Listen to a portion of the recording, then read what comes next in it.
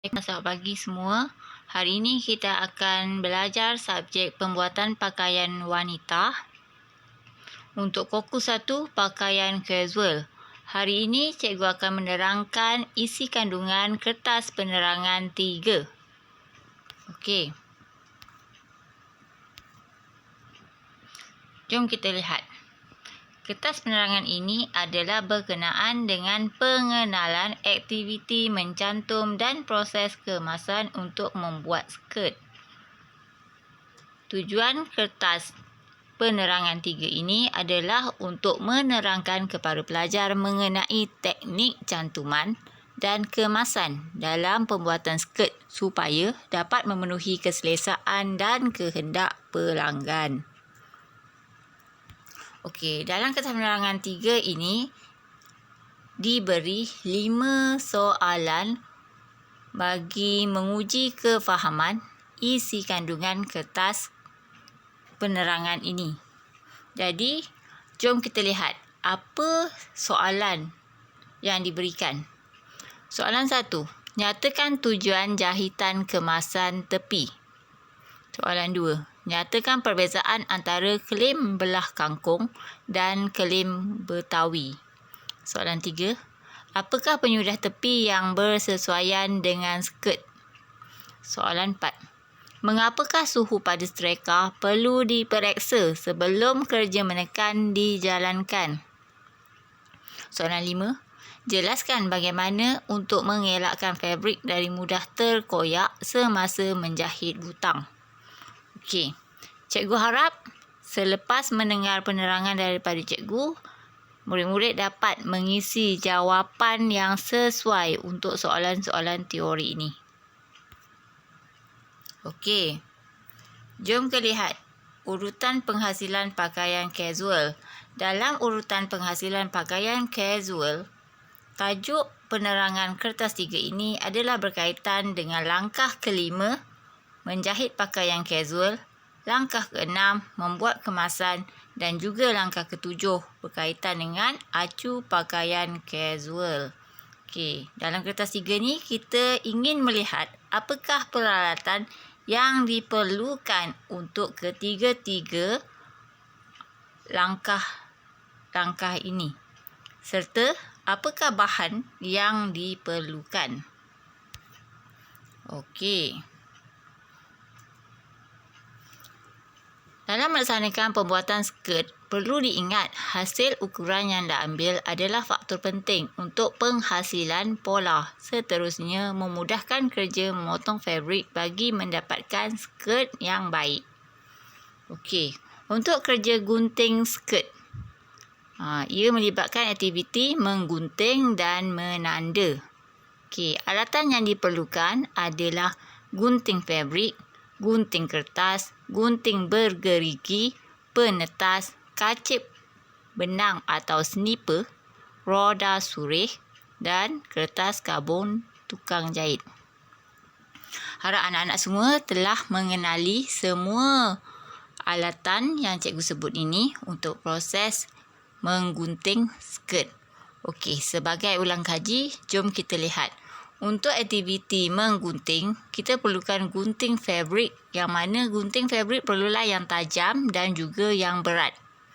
Okey, jangan guna gunting yang tumpul sebab dia akan merosakkan kain ataupun fabrik yang kita nak potong. Okey, gunting kertas. Gunting kertas adalah perlu yang sesuai juga dan tajam sebab gunting kertas kita akan gunakan untuk memotong pola. Okey, seterusnya gunting bergerigi. Gunting bergerigi digunakan untuk menggunting fabrik yang tidak mudah berjerumbai. Okey, mudah berjerumbai ni maknanya pada potongan tepi kain kita tak nak ada benang-benang yang berterabur, yang terkeluar. Jadi kita gunakan gunting bergerigi supaya bahagian tepi akan nampak lebih kemas. Okey, penetas. Penetas kita gunakan adalah jenis yang mata jahitan adalah untuk menetas mata jahitan dan juga untuk menebuk lubang butang. Ada pakaian kita buat memerlukan butang, jadi kita akan gunakan penetas bagi membuat lubang butang. Okey, seterusnya kacip benang ataupun sniper. Ia digunakan untuk menggunting benang. Seperti kebiasaan, kita akan ikat guna benang ataupun reban pada mesin jahit bagi memudahkan kita nak potong benang kita kan. Okey, roda surih. Roda surih adalah roda yang boleh digerakkan dan mudah digerakkan. Pilih roda surih mengikut jenis fabrik.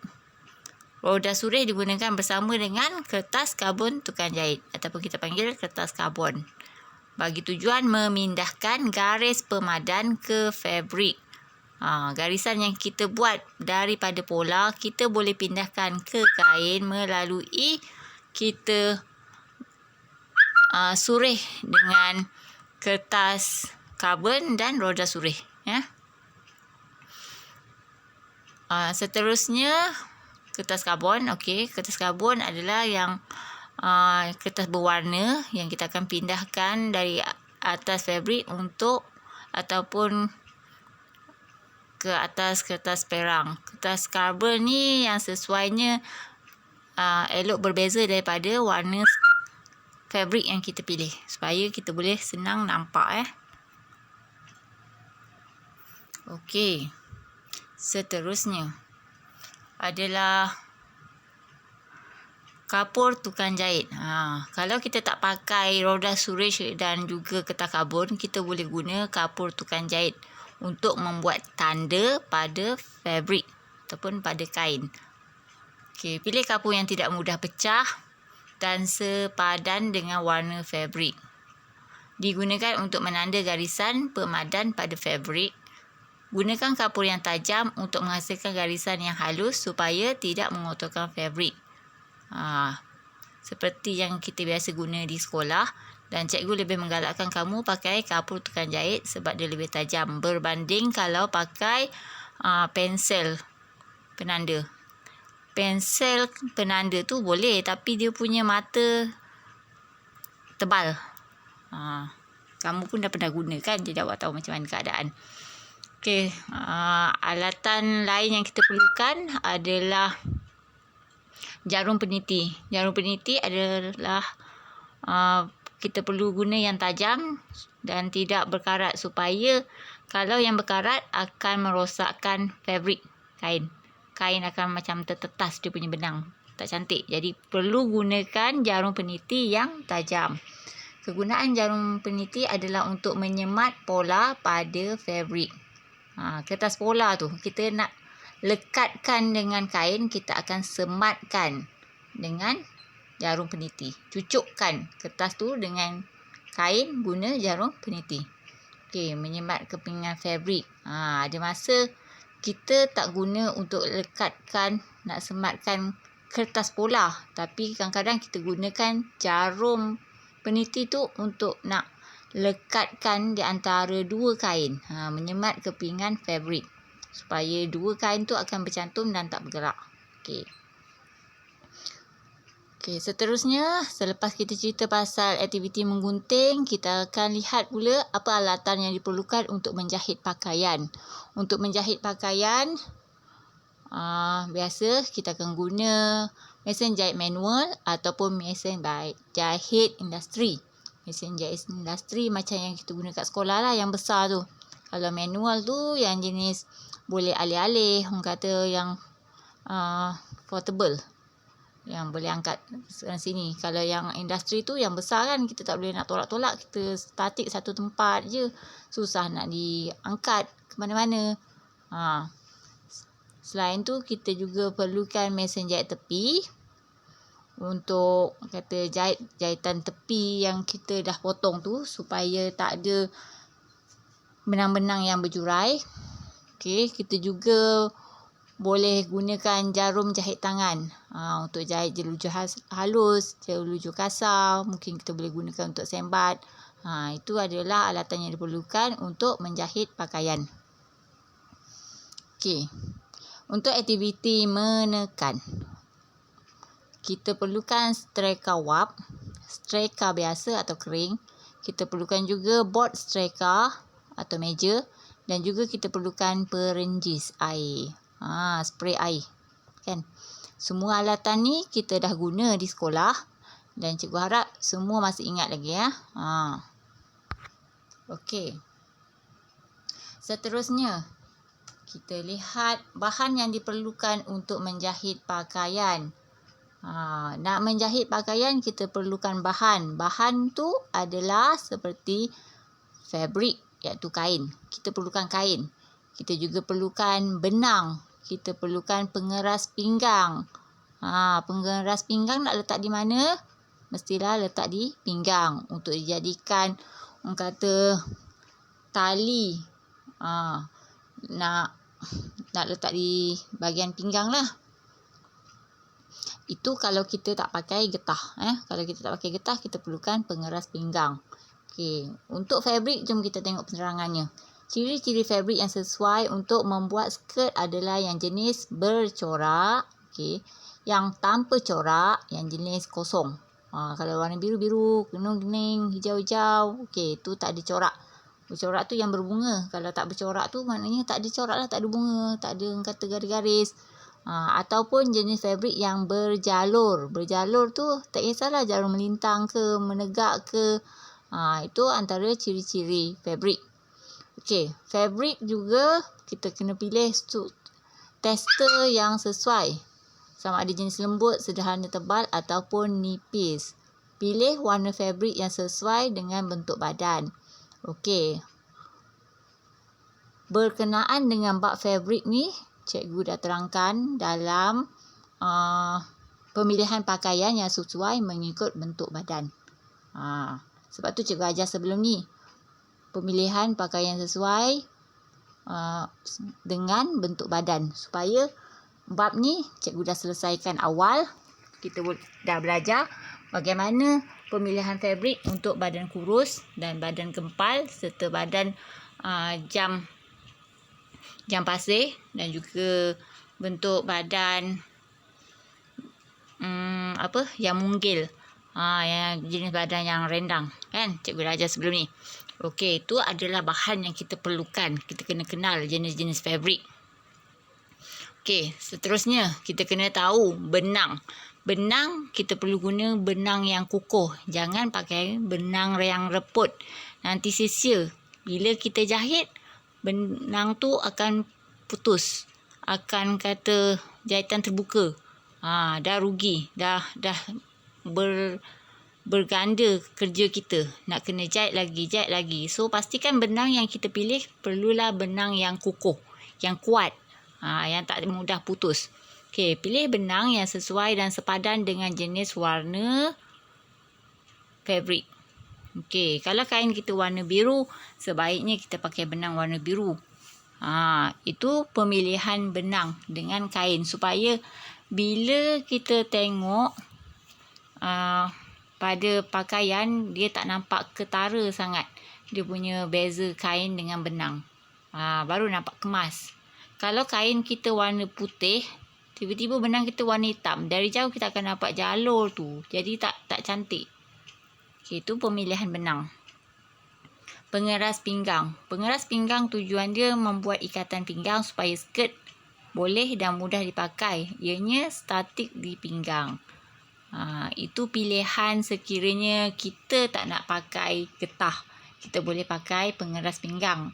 Ada juga customer yang minta kita buat gabungan antara pengeras pinggang dan juga getah. Tapi fungsi dan tujuan dia adalah sama juga. Sebagai pengeras bagi memudahkan kedudukan atas pinggang tu statik. Seterusnya, kita cerita berkenaan dengan kancing.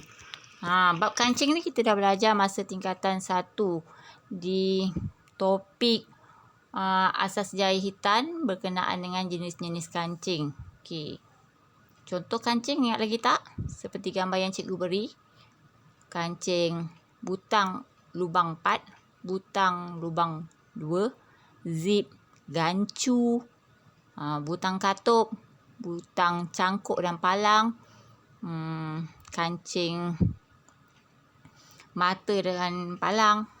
Ada banyak jenis kan? Cikgu dah ajar jenis-jenis kancing. Okey. Semuanya adalah sebagai aksesori tambahan dan juga sebagai keperluan bagi memudahkan pembuatan pakaian kita. Macam zip, kalau kita dah letak zip dekat tepi kain, jadi kita senang nak masukkan kita punya badan lah dalam kain tu. Tak adalah kita perlu nak buat kata besar sangat. Jadi kita just buka zip, masuk, cukup badan, kita dah boleh zip terus. Okey. Tu antara kancing-kancing lah yang kita perlukan untuk pembuatan pakaian ni. Okey, untuk kancing kita perlu pilih ikut jenis fabric yang digunakan.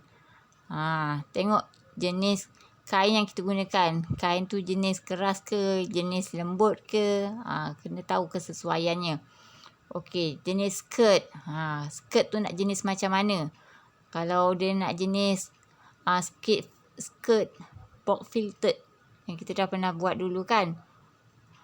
Sama ada skirt tu dia nak butang di depan ataupun butang ke zip ke di belakang. Jadi kita kena sesuaikan apa keperluan kancing untuk kain yang kita nak buat. Juga tentukan berdasarkan belah dan kedudukan rekaan fashion skirt kita.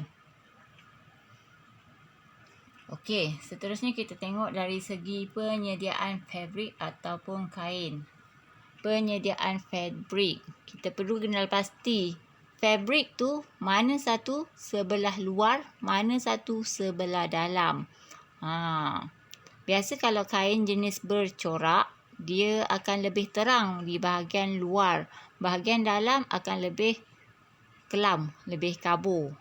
Lebih cantik di bahagian luar. Sebab bahagian luar kita nak pakai kan. Bahagian dalam tu cuma lapisan. Jadi untuk pembuatan pakaian, blouse ke skirt ke, kena kenal pasti dulu bahagian mana sebelah luar dan bahagian mana sebelah dalam. Okey. Kita kena luruskan kedua-dua hujung fabric supaya fabric boleh dilipat dengan tepat. Okey, macam biasa kalau cikgu ajar, kita nak buat potongan pada pola, kita akan lipat kain, pastikan lipatan kain kita tu sama bahagian tepi dia. Betul tak? Supaya hasil yang kita nak potong nanti akan sama dia punya besar. Okey. Luruskan irah fabric. Luruskan irah fabric ni maknanya kita luruskan kita punya kain ikut corak dia. Kita tak nak letak pola di atas corak yang sengit. Nanti hasil dia pun akan dapat baju dengan corak yang sengit. Jadi kita kena letak pola dengan susunan corak yang tegak, yang lurus, yang cantik. Okey. Tu cara dia. Pastikan kecutan fabric dilaksanakan jika perlu. Mengikut jenis fabric yang digunakan. Okey, periksa kecacatan fabric. Sebelum buat kain ataupun skirt, tengok dulu kain tu. Ada tak dia punya cacat, koyak dia ataupun jahitan yang dia punya benang tercarik dia, ada tak yang tak kena? Kalau ada, kita ketepikan dulu. Sebab kita boleh cari bahagian lipatan kain yang cantik. Supaya bila kita buat baju, tak adalah kita nak jahit dengan keadaan kain yang cacat. Nanti nampak tak lawa lah, tak kemas kita punya jahitan. Elakkan untuk ambil kain yang ada kecacatan. Okey, kenal pasti corak fabric, ratakan fabric dengan streka. Kalau kain tu dah berkedut sangat, jenis sutera lah kadang-kadang, ataupun jenis yang kata mudah kronyok, kita kena ratakan dulu pakai streka. Streka dulu iron, dah lawa-lawa. Okey, baru letak pola, baru kita akan lakukan aktiviti menanda dan juga menggunting. Supaya bila kain dah siap tu, dia tak, orang kata, tak berubah-ubah dia punya dia punya potongan dia. So kena kenal pasti dululah jenis kain yang kita nak buat tu. Okey, seterusnya kita lihat daripada segi susun atur pola. Okey, aktiviti membuat pola ni kita dah pernah buat di sekolah. So, cikgu nak terangkan balik berkenaan dengan peraturan menyusun atur pola. Okey, macam mana nak susun atur pola? Pertama, kita perlu ratakan pola yang berkedut. Kadang-kadang pola tu kita dah siap, kita lipat-lipat kan masuk dalam fail. Kita masuk dalam plastik. So, kalau kita nak start aktiviti menanda di atas kain, pastikan pola kita tu kita ratakan dulu. Okey. Kenal pasti segala tanda-tanda dan maklumat pada pola. Okey, kenal pasti di mana tanda lipatan. Ada tanda nak parah atas bawah, ada 3 titik bulat, tu untuk lipatan. Ingat lagi tak? Okey, pastikan tanda-tanda maklumat bagi pola supaya kita boleh buat potongan yang betul. Yang mana nak kena potong, yang mana tak perlu potong, yang mana yang nak dilipat. Okey, kenal pasti corak fabrik. Andai kata kain kita jenis yang bercorak. Jadi kita kenal pasti dulu di mana satu yang bahagian dalam, yang mana satu bahagian luar. Supaya bila kita potong, kita tak berdouble. Tak kita potong dua-dua kiri, dua-dua kanan. Dah rugi, dah rosak kita punya kain. Jadi kita kenal pasti dulu dia punya corak fabrik tu dulu. Yang mana satu corak atas, corak bawah. Okey, bentangkan fabrik di atas permukaan yang rata. Jangan bentang fabrik atas tempat orang kata yang tak rata. Sebab nanti dia akan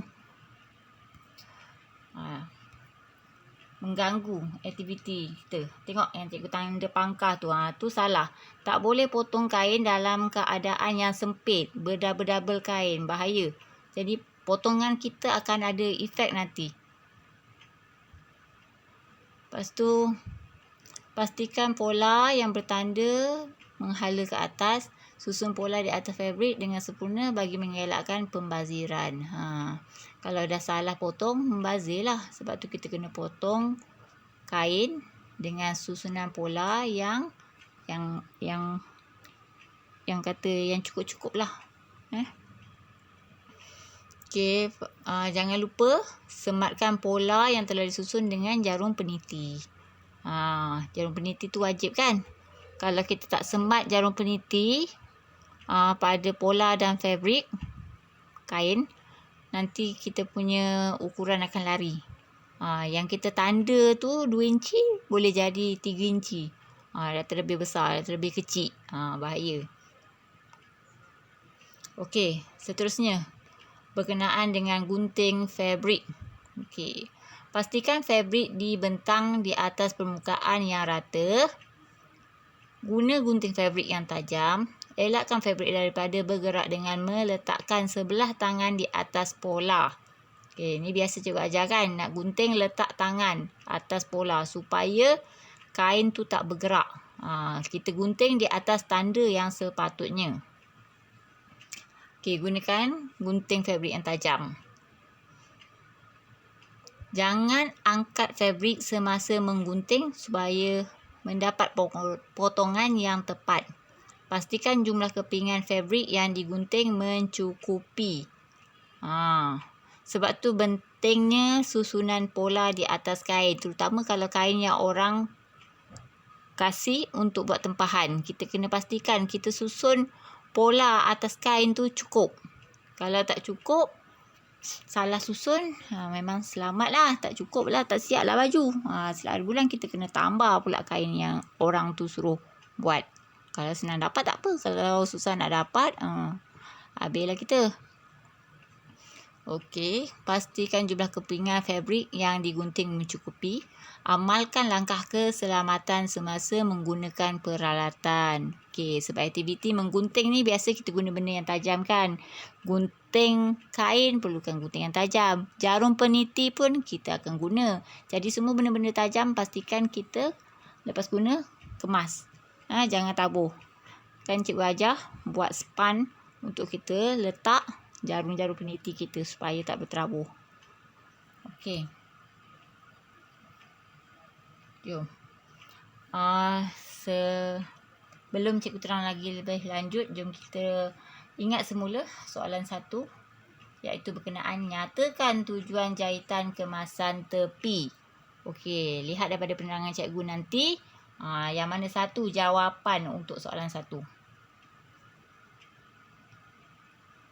Okey.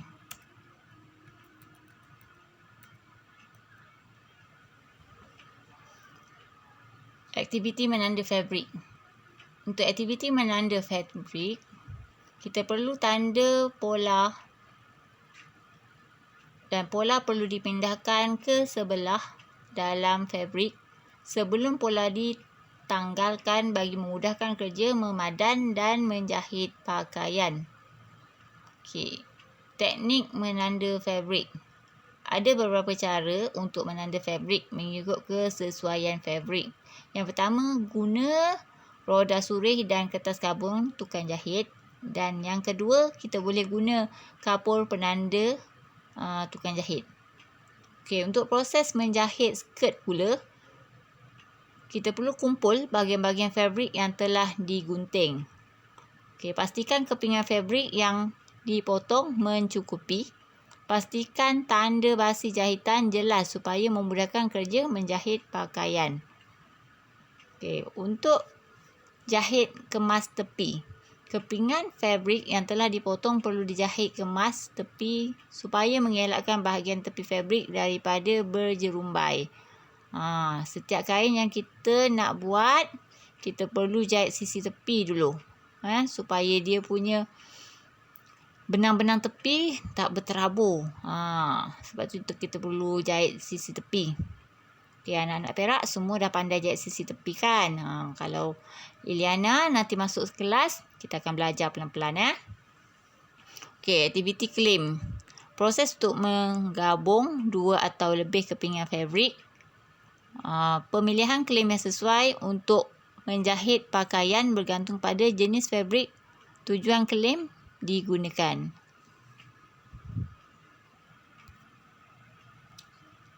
Tengok di mana cikgu letak petak. Itulah jawapan untuk soalan 1. Okey, soalan 2. Nyatakan perbezaan di antara claim belah kangkung dengan claim Betawi.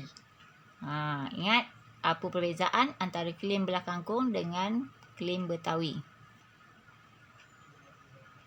Okey. Sekejap.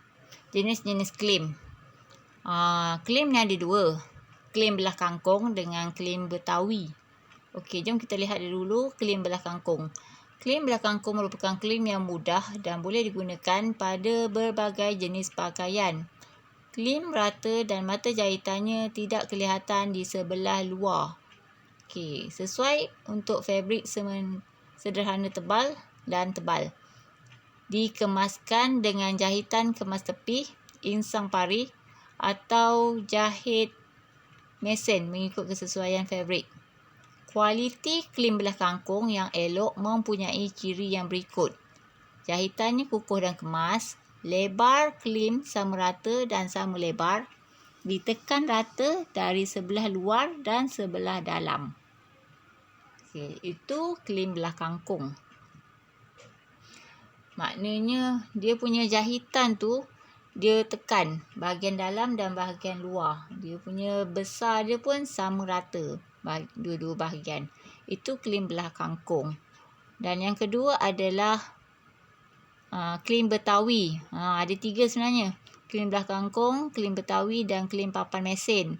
Okey, kita lihat claim yang kedua, claim Betawi. Claim Betawi mempunyai 2 barisan jahit mesin. Okey, basi claim kemas dan tidak kelihatan dari sebelah luar.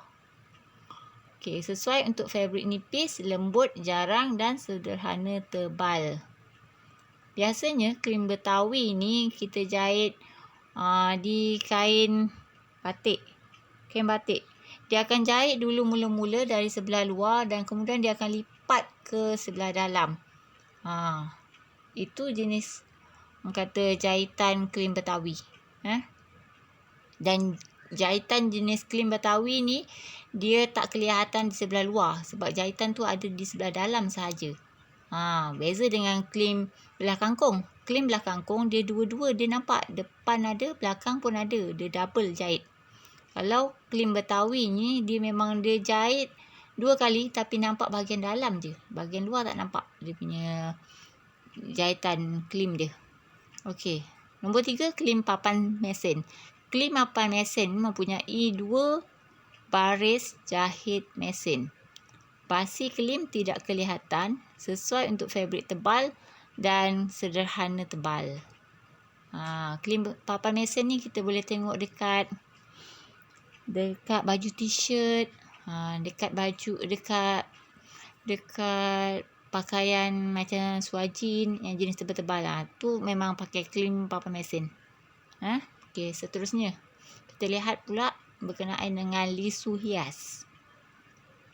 Lisu hias merupakan lipatan fabrik yang dijahit sebahagian atau sepanjang lipatan. Bilangan lipatan mengikut style pakaian yang diperlukan. Lisu hias. Okey. Tengok di mana kotak merah. Tu jawapan untuk soalan nombor 2. Perbezaan di antara krim belah kangkung dan juga krim Betawi. Okey, tengok soalan 3. Apakah penyudah tepi yang bersesuaian dengan skirt? Cikgu nak tahu apakah penyudah tepi yang bersesuaian dengan skirt. Okey. Tengok penjelasan cikgu. Okey, serta soalan nombor 4.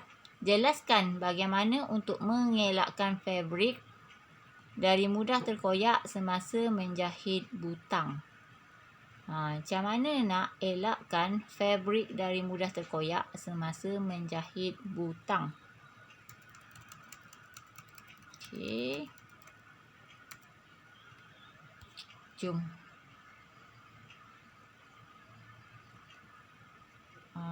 Okey, sini cikgu terangkan berkenaan dengan kancing.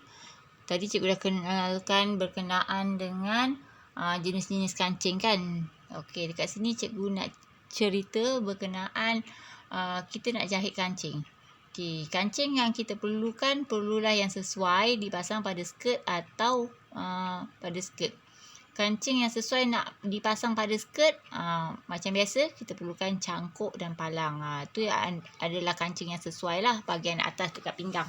Sebab kita tak nak atas daripada zip tu tak ada kata penutup. Jadi kita pakai cangkuk dan palang. Okey, butang yang biasa digunakan pada skirt adalah butang lubang 2, butang lubang 4 ataupun butang bertangkai. Tu untuk hiasan lah dekat skirt. Kadang-kadang ada customer yang dia nak lain dia sikit, dia nak ada hiasan apa pada skirt dia, dia akan pakai pilih ni lah, butang lubang 2, butang lubang 4 ataupun butang bertangkai. Okey, perkara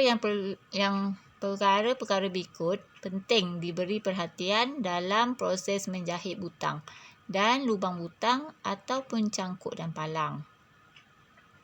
Okey, ini soalan nombor 4. Jawapan dia. Butang dijahit pada 2 lapisan fabrik bagi mengelakkan fabrik daripada mudah koyak. Macam mana nak elakkan daripada fabrik koyak? Kena jahit butang pada 2 lapisan fabrik. Okey.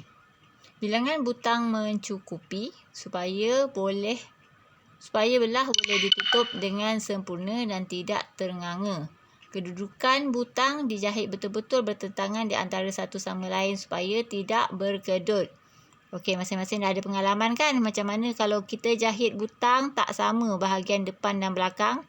Nanti kita punya baju ataupun kita punya kain dia tak bercantum sama rata. Tak cantik, dia akan macam terjongkit. Tu pentingnya kedudukan butang mesti dijahit betul-betul bertentangan. Tandakan sama depan dan belakang. Okey, dijahit kukuh supaya tidak mudah tercabut. Jahit butang kalau kita jahit sikit 2-3 kali, memang sekali dua cantik lagi. Kalau dah 2-3 kali memang tercabutlah butang kita. Sebab tu cikgu kata kalau nak jahit pastikan kita jahit dengan kukuh. Butang dijahit tepat pada kedudukan. Kedudukan lubang butang ditentukan dahulu dan dijahit sebelum butang dijahit. Kerana kedudukan butang boleh diubah suai mengikut kedudukan lubang butang.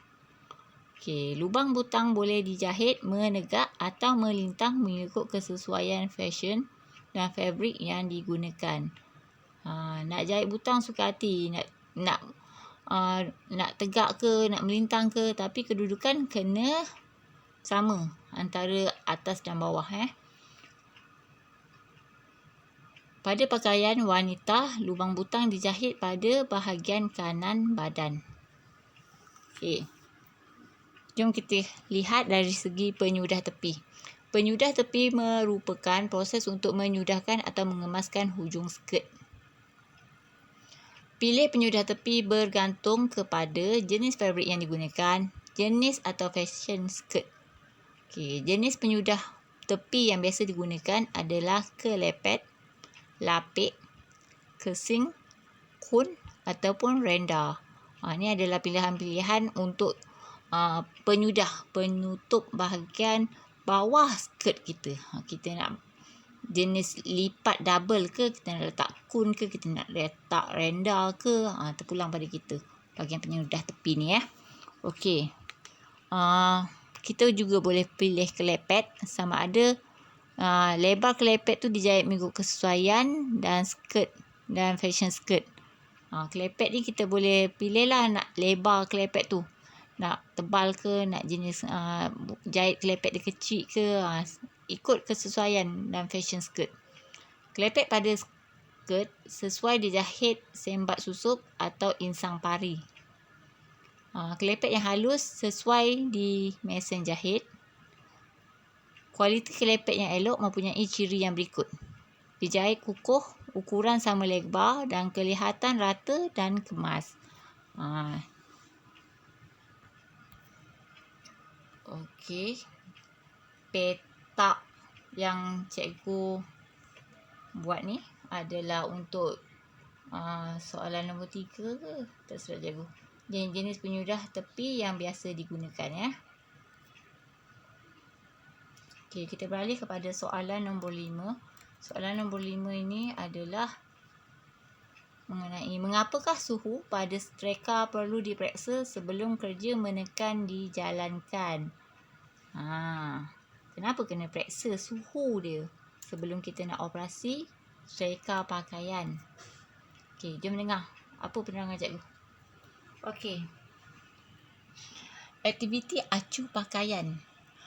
Apa juga pakaian akan kelihatan cantik sekiranya ia padan pada pakaian. Untuk kepadanan yang baik, percubaan pertama adalah sangat penting. Apa jua kesilapan boleh diperbaiki semasa mencuba pakaian. Ini akan membantu penghasilan pakaian yang baik apabila pakaian sudah siap. Okey, acu pakaian maknanya kita cuba pakai. Bila kita cuba pakai kali pertama, agak-agak baju ataupun kain yang dipakai tu terlalu longgar ke pinggang dia, ataupun kalau pinggang dia terlalu ketat ke, kita boleh adjust, kita boleh betulkan balik semula. Okey, itu memang proses yang kita akan buat bila pelanggan tak puas hati dengan pakaian ataupun pakaian kita sendirilah. Kalau kita cuba, kita rasa macam baju tu besar sangat, kita boleh adjust, kita jahit dalam, kata betulkan balik. Itu langkah acu pakaian. Okey, bila dah cantik semua, proses menekan. Proses menekan ni dalam bahasa yang mudah adalah proses streka, iron. Okey, kerja-kerja menekan hendaklah dilakukan semasa proses menjahit skirt bagi memudahkan kerja-kerja menjahit dan dapat menghasilkan skirt yang kemas dan bermutu. aktiviti menjahit ni sebenarnya dia tak lari daripada aktiviti menekan. Sebab dia akan diperlukan antara satu sama lain supaya hasil jahitan kita akan dapat kemas dan cantik. Lakukan kerja-kerja menekan dengan betul dan mengikut peraturan supaya tidak mencacatkan pakaian. Perkara-perkara penting yang perlu dilaksanakan dalam proses menekan adalah tanggalkan semua peniti dan benang jelujur untuk mengelakkan kesan-kesan peniti dan benang pada fabrik. Okey, jangan ada jelujur, jahitan jelujur, benang jahitan jelujur yang kita dah buat. Pastikan benang kalau kita ada buat jahitan jelujur, cabut, keluarkan, putuskan jelujur tu. Okey. Dan peniti pun kalau ada yang tersemat pada fabrik, kena cabut, keluarkan. Lepas tu baru kita boleh buat aktiviti menekan, menyereka. Okey. Kalau benda tu semua ada, nanti kita punya hasil sereka tak cantik, tak kemas. Akan terlanggar jarum peniti. Okey. Nombor 2, uji suhu sereka sebelum menekan untuk mengelakkan kecacatan pada fabrik. Seberapa boleh lakukan kerja menekan di sebelah dalam supaya kesan-kesan setreka tidak kelihatan pada pakaian. Okey, kena pasti jenis fabrik yang hendak ditekan sama ada jenis jeans, mengecut atau tidak supaya dapat mengelakkan kerosakan pada fabrik yang berkenaan. Sebab pada sereka ada kawalan suhu kan. Kalau kita nak sereka jenis kain yang tebal, kita boleh pakai suhu tinggi. Tapi kalau kain yang jenis nipis, kita kena pakai suhu yang rendah. Okey. Selepas cikgu dah terangkan, jadi awak dah tahu kenapa kita kena uji suhu setreka sebelum nak menekan. Ni jawapan dia yang dalam kotak ni. Okey. Selesai sudah penerangan cikgu dan selesai sudah kita mendapat jawapan untuk 5 soalan dalam kertas penerangan 3 ini. Okey, cikgu harap semua dapat faham dan memahami kandungan serta dapat menjawab soalan dalam kertas penerangan 3 ini. Okey, terima kasih kerana menyertai PDPR cikgu hari ini. Assalamualaikum.